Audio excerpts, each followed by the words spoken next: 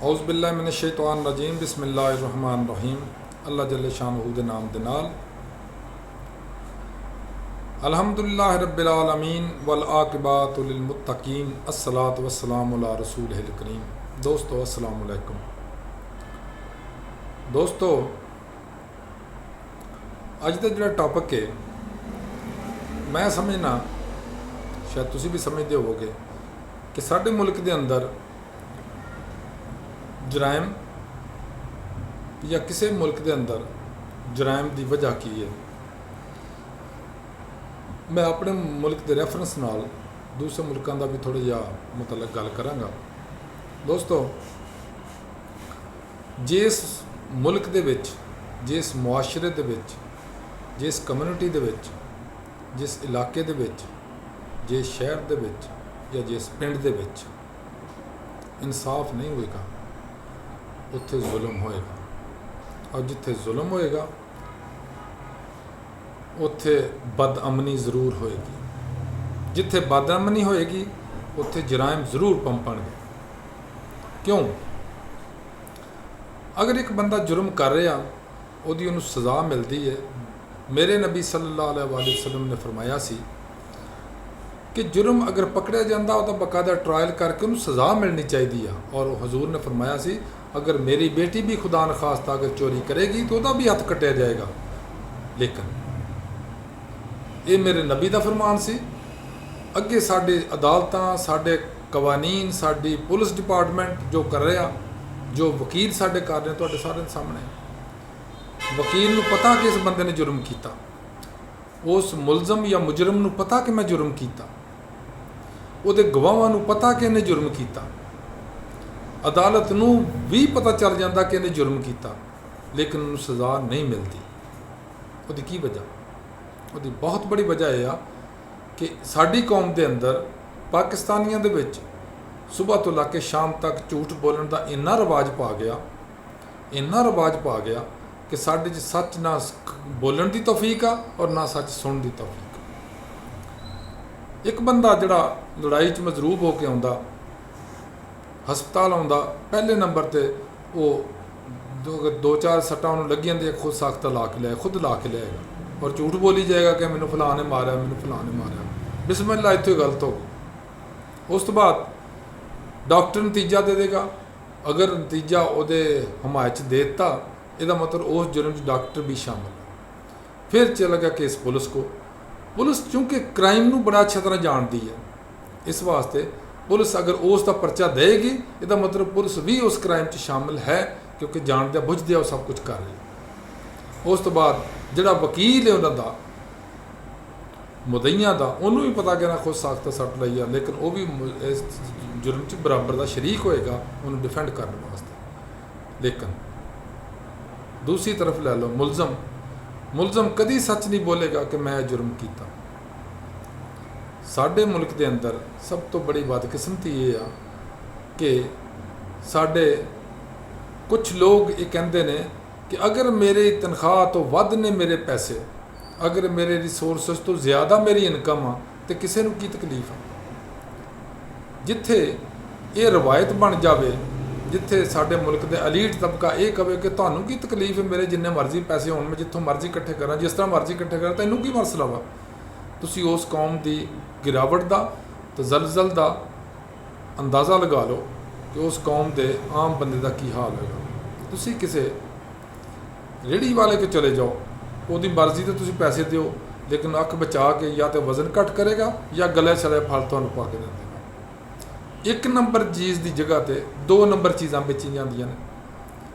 खसूसन खुदा ही भुल गया इस कौम नूं कि देखो खाण पीण वाली चीज़ों तो कम से कम ईमानदारी करनी चाहिए लोगों को, लेकिन खाण पीण वाली चीज़ों तुसी मिर्चां देखो, मिर्च के अंदर पता नहीं की पाया।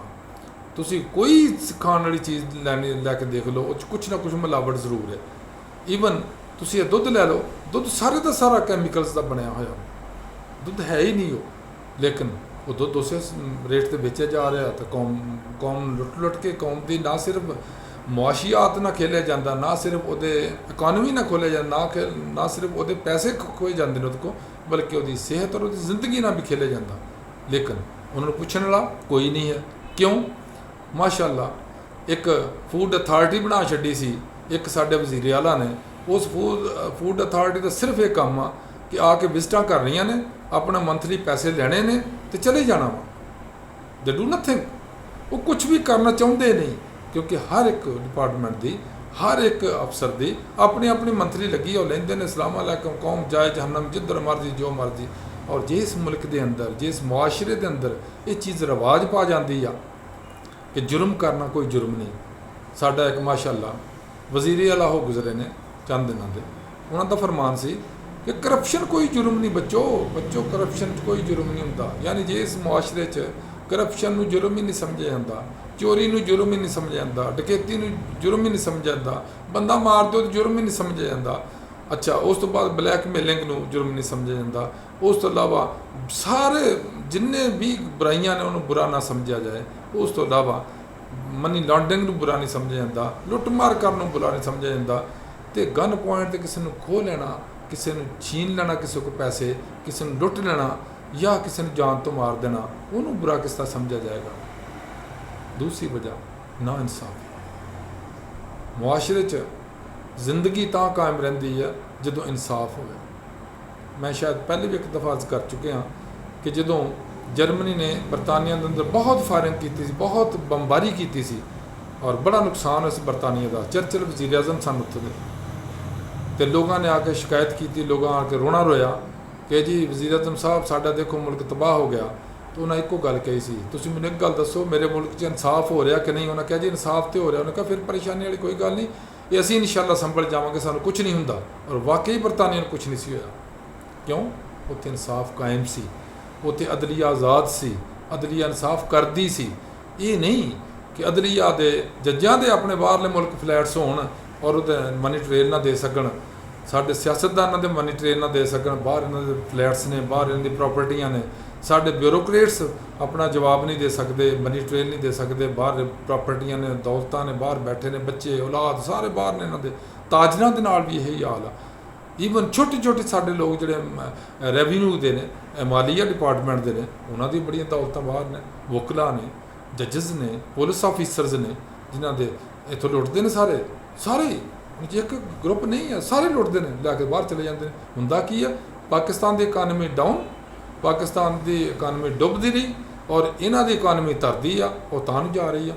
दूसरे नंबर पर पैसे की बुकत घटदी है, इन्हां दी अमाउंटां डॉलरां च हुंदियां ने, इन्हां दी बचतां डॉलरां च ने, इन्हां दी लॉन्डरिंग जितनी डॉलरां च हुंदी आ, इन्हां नूं फायदा हुंदा जांदा।